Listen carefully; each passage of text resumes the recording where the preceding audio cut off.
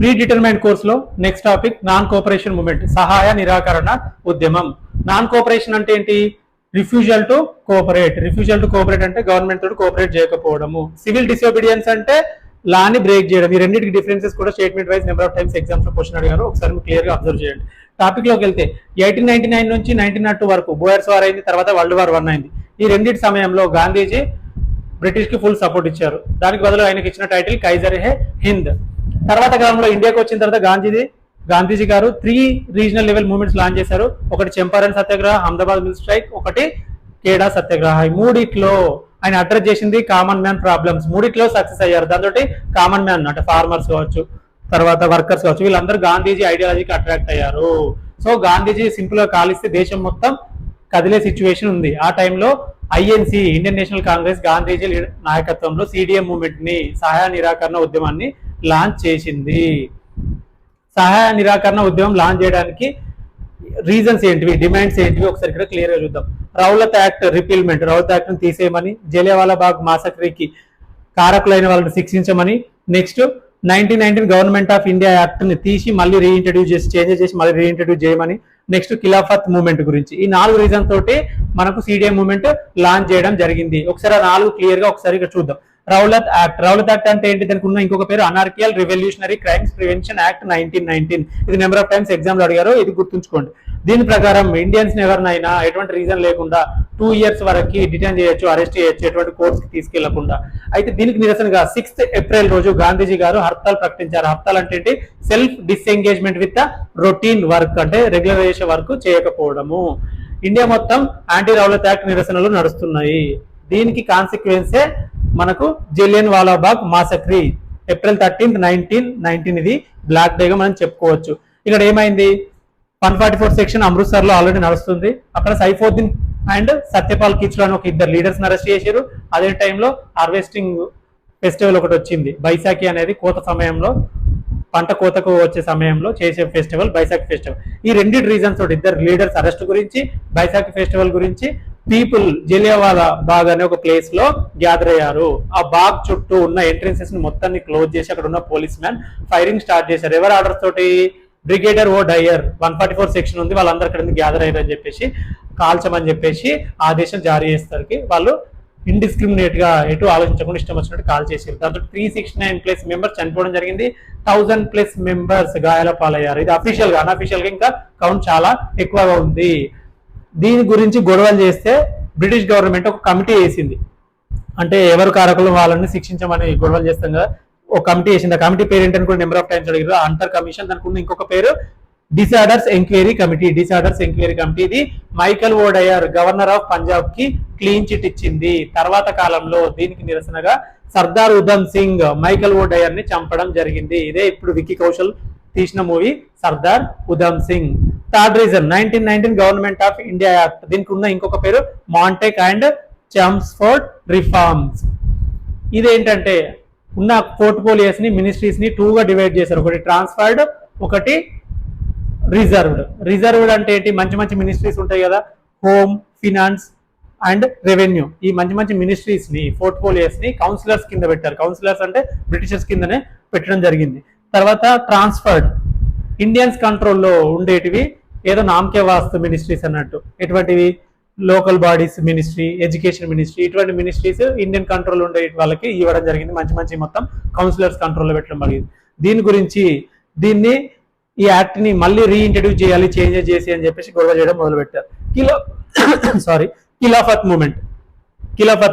ఇండియాలో ఉండే ముస్లిమ్స్ టర్కీని మరియు ఖలీఫాని ప్రొటెక్ట్ చేయాలని చెప్పేసి గొడవ చేయడం స్టార్ట్ అయింది. దీన్ని కూడా సిడిఎం మూవ్మెంట్ లో కలిపి లాంచ్ చేయడం జరిగింది. ఎందుకంటే ఆ టైంలో జర్మనీ సైడ్ టర్కీ ఫైట్ చేసింది. జర్మనీ అండ్ అలైడ్ కంట్రీస్ మొత్తం బ్రిటన్ చేతిలో ఓడిపోవడం జరిగింది. సో అప్పుడు టర్కీ మీద నెంబర్ ఆఫ్ రిస్ట్రిక్షన్స్ అండ్ ఖలీఫాని డివైడ్ చేస్తారేమో నెంబర్ ఆఫ్ ఊహాగానాలు ఉంది. దాని గురించి ఖిలాఫత్ మూవ్మెంట్ లాంచ్ చేయడం. ఈ 4 రీజన్స్ తోటి సిడిఎం మూవ్మెంట్ లాంచ్ చేశారు. ఈ సిడిఎం మూవ్మెంట్ కింద ఏ ప్రోగ్రామ్స్ కండక్ట్ చేశారు ఇక్కడ క్లియర్ గా చూద్దాం. ఖాదీ, యూజింగ్ ఆఫ్ ఖాదీని యూజ్ చేయడము, స్వదేశీ గూడ్స్ ని యూజ్ చేయడం. దీంతో ఏమైంది అంటే ఇంపోర్ట్స్ 107 crore ఉండేవి 57 crores కి పడిపోయింది ఆ నాన్ కోఆపరేషన్ మూవ్మెంట్ టైంలో. ఓకేనా, స్వదేశీ గూడ్స్ యూజ్ చేయడం వల్ల. ఇంకొకటి మద్యపానానికి ఎగ్నెస్ట్ గా ఫైట్ చేయడం జరిగింది. Gave up of titles. ఇప్పుడు గాంధీజీకి కానీ రవీంద్రనాథ్ ఠాగూర్స్ కి ఇప్పుడు కైజర్ ఏ హింద్ ఇంకొకటి నైట్హుడ్, ఇటువంటి టైటిల్స్ వచ్చినాయి కదా, వీటిని వెనుకకి తిరిగి ఇచ్చేసారు అన్నట్టు. Boycott of educational institutions and other British institutions, ఇవన్నిటిని బైకాట్ చేయడం జరిగింది. తర్వాత దానికి ఆల్టర్నేట్ గా local educational institutions, other institutions establish చేశారు, బట్ నాట్ సఫిషియంట్ అనమాట ఆ టైంకి. తర్వాత చెప్తేందుకు ఈ ప్రోగ్రామ్ జరుగుతున్న టైంలో ఆల్ ఆఫ్ సడన్ ఒక ఇన్సిడెంట్ అయింది. అది చౌరీ చౌరా అనే ఒక ప్లేస్ లో, యూపీలో గోరఖ్పూర్లో, ఈ ఉద్యమకారులు చౌరీ చౌరాలో ఉన్న పోలీస్ స్టేషన్ పైన అటాక్ చేశారు. పోలీస్ స్టేషన్ నిప్పు పెట్టేసరికి దాంట్లో ఉన్న 22 మంది కాలి చనిపోయారు. దీనికి నిరసనగా ఐఎన్సి అండ్ గాంధీజీ బర్దోలీలో మీటింగ్ పెట్టి బర్దోలీ ఒక రిజల్యూషన్ పాస్ చేశారు. అదే ఇప్పటి నుంచి ట్యాక్సెస్ టైంకి పే చేయండి, సిడిఎం మూవ్మెంట్ సస్పెండ్ చేస్తున్నాము అని చెప్పేసి. ఓకేనా.